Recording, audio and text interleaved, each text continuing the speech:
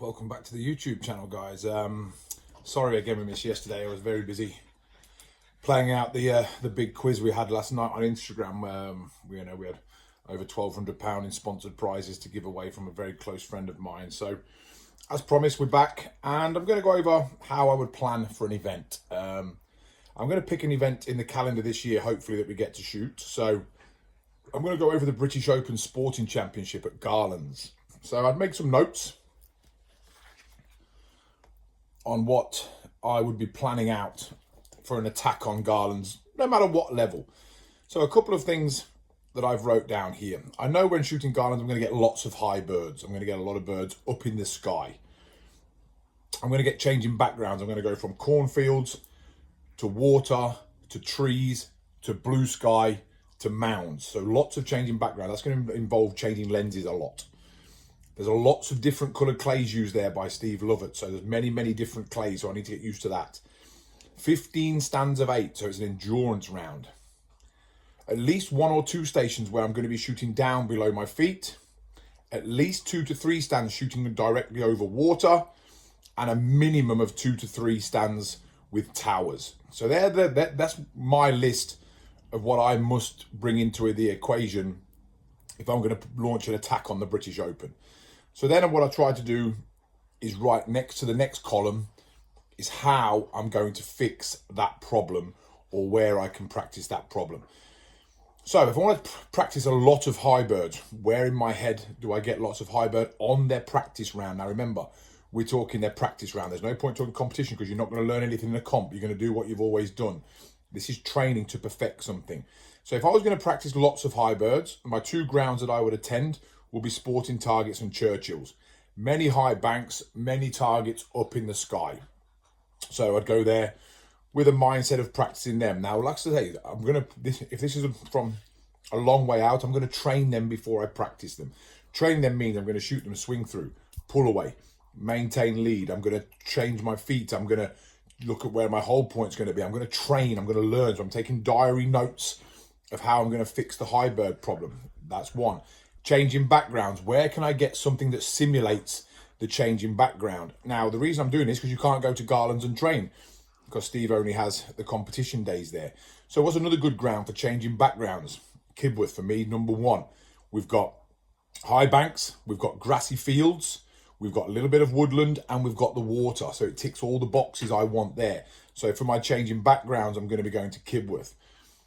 Again, coloured clays. Where are we going to get away with coloured clays, and why is it important? Kibworth and Churchills use many different colour clays, blues, greens, pinks and whites. So what I need to learn there is what lenses I'm going to use. What's going to highlight those clays for me? Do I see some of them as a blur? Do I need to understand how I'm going to shoot them? Do white clays look further away to me? Do green clays look closer? Anything like that. So you're going to go out there and you're going to be trying them with the same different methods, different hold points. Green may look very different to you, so you might need to adjust your hold point. I'm not saying you do. I'm just trying to give you some ideas of how I would practice that.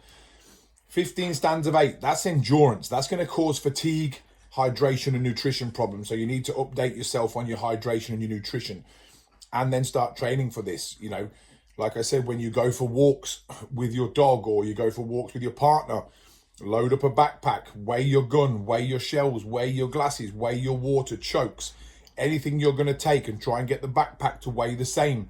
Start to do all of your exercise around the weight you're going to carry around this event. So when you think, yeah, I'm fit. Oh Christ, no, now this is heavy. Let's get used to it. Maybe put a little bit more weight in. There's nothing wrong with overtraining. Couple of stands below my feet. I'm going to have to worry about that. That's very different shooting. I know Kibworth's got 3 stands below my feet, and I know Sporting Targets has now got 2. Great places. Again, at Sporting Targets, they've got 5 stations, 5 machines below your feet, so you can train all the angles. Kibworth have got six different machines on 3 stands. How do I shoot them? How does it affect it? Where do I miss them? Do I miss them high? I need to shoot lower. Do I miss them low?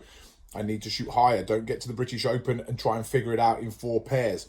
Do your training first. 2 to 3 stands over water. Where else can I shoot over water? Kibworth's got 2. They've got 2 stands, so you might be involved going in a couple of weeks' time, and then a couple of weeks' time when the targets have changed. Learn what that feels like. Does the reflection bother me? Do I have to change my glasses because of water reflection? Does the target look further on the water?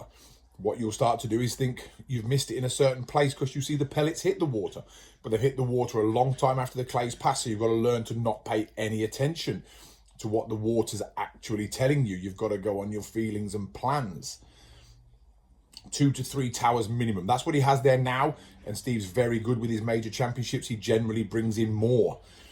Sporting Target's the best place in the world to practice towers. Kible's got a good tower, but it's only ever thrown left to right. That's not going to help you if you've got a pair of right to lefts. So Sporting Target's, again, going, where's my kill point?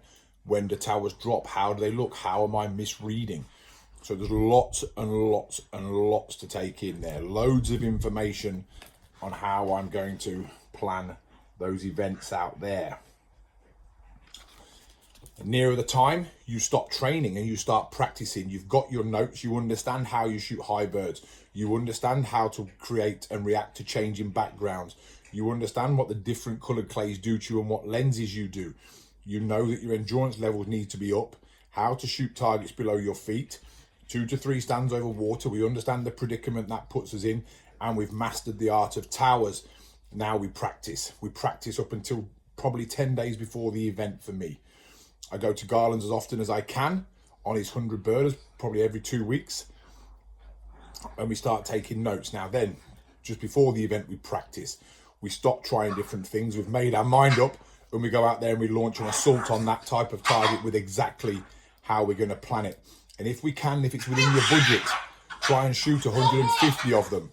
Try and get to 150. That's what you're going to be shooting, 120 in the comp. If we can over practice to 120, but in lots of 8. Don't do it in 75 because that's not what's going to happen to you. You're going to shoot 15 stands of 8. So get used to it, hydrate, eat, take a full bag with you and learn what practice and training for an event means. So this event should go ahead this year at the British Open. So you've actually ahead of the game there. I've gave you a great check sheet to start your campaign for that championship off. Okay, I hope that helps some of you out, and we'll catch up soon.